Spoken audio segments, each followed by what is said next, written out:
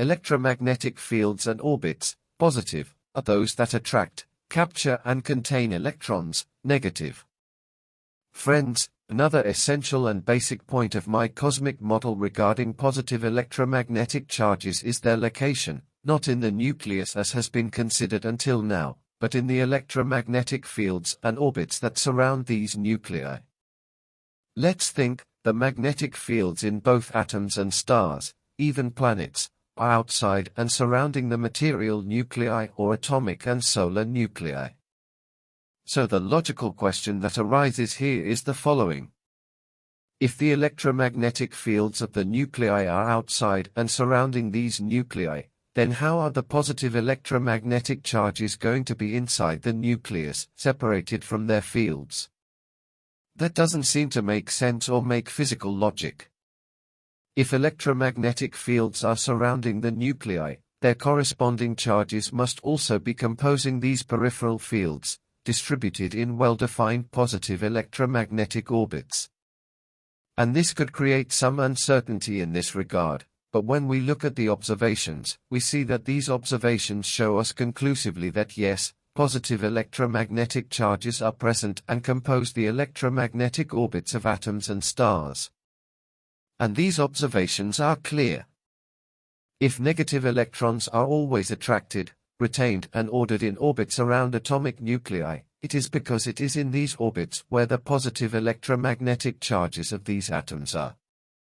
For many years of observation and consideration of the fact that electrons and planets remained impassive, stable and immutable rotating around their central nuclei, knowing that these constantly attracted them, because it caused a great logical incomprehension in all scientists or simple physics enthusiasts.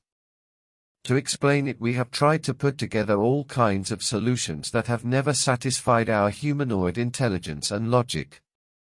But no, the question remains without a convincing answer. We accept it because we have no other better answer. But of course, the answer exists. And that answer is that every material body of large dimensions, in density, produces both gravitational and magnetic fields. 1. The gravitational fields of concentric action try to attract and concentrate the matter on the central nucleus. 2. The electromagnetic fields of expansive action try to redistribute the matter around the central nuclei in electromagnetic orbits perfectly defined by the dimensions of the nuclei. And the two fields work together, each in its specialty, so that if the gravitational fields have the opportunity to attract and capture some material close to the nucleus, then they do it. And if the electromagnetic fields have the opportunity to capture some large particle in their free orbits, then they do it too. And for that reason, it is why the orbital systems, atoms with electrons around them, stars with planets around them, etc., subsist in time, since their gravitational fields are in charge of composing and maintaining the nuclei, while their electromagnetic fields are in charge of composing and maintaining their orbitals in their well-defined positive electromagnetic orbits. Well, friends, although it is not a specific topic for this thread, because it is of great structural importance of the cosmos, I will give a simple explanation of the two fields mentioned above. Both gravity and electromagnetic fields are the same force, that is, they are cosmic energy in its distribution throughout a three-dimensional space.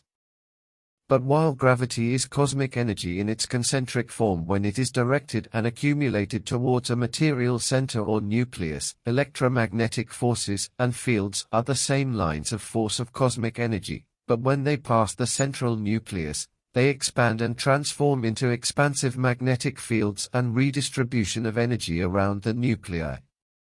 So gravity would tell us, I concentrate energy and form nuclear matter. And the electromagnetic force would tell us, well, I redistribute energy and matter around the nucleus to return to the balance of the distribution and redistribution of energy in equal density that the cosmos needs. Well, friends, this is the end of this simplified explanation of this basic point of my cosmic model regarding the main, initial and basic forces of the cosmos. Thank you very much for your interest.